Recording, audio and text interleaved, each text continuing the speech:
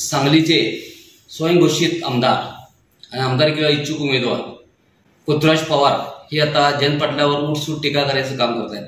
त्यांना वाटतंय जयंत पाटील साहेबांच्यावर टीका केली की भाजप मला तिकीट देईल, तर भाजपसारख्या सुज्ञ पक्षाला हे माहिती आहे की 2014ला भाजपनं तिकीट दिलं नाही म्हणून भाजपचा झेंडा काढून राजवाडा चौकामध्ये झेंडा खाली जमिनीवर टाकून त्यावर नाचलेली हीच माणसं आणि शिवसेना तिकीट घेऊन उभारलेली हीच माणसं, या माणसाला भाजप तिकीट देईल का?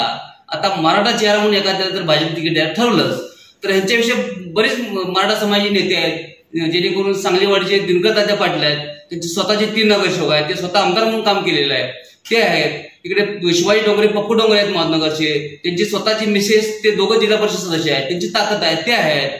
इकडे धीरज सुरुंचे आहेत, त्याची स्वतःची ताकद आहे नगरसेवकाची, 2-3 नगरसेवक स्वतःचे आहेत। इकडे युवराज बोडेकर आहेत। तुमचं काय आहे? तुमचा एकही नगरसेवक नाही, तुम्ही स्वतः कधी निवडून आलेले नाही। उठायचं जयंत पाटील साहेबांवर टीका करायची, हा उद्योग बंद करा। जनतेला सगळं कळतंय चांगलं काय वाईट काय, आणि भाजप तुम्हाला तिकीट का द्यावं? भाजपनं एवढी माणसं चांगली असताना आणि तुमचं योगदान काय? तुम्ही आत्ता आल्या पक्षात, शिवाजी डोंगरे आणि दिनकर तात्या तुमच्यापेक्षा फार अगोदर आलेले आहेत, मग ह्यांचा विचार करून तुमचा होईल। तुम्ही किती जरी दंगा केला आणि जयंत पाटील साहेबांच्यावर टीका केला तर ते पक्ष तुम्हाला तिकीट दिलं असं मला काय वाटत नाही। त्यामुळे असं उगाच उठायचं हुंडाचा ह्याचा मोका घ्यायचा, हा उद्योग बंद करावा आणि जयंत पाटील साहेबांच्यावर पुन्हा जर बोललात आम्ही त्याला जशा तशी उत्तर देऊ एवढं लक्षात ठेवावं।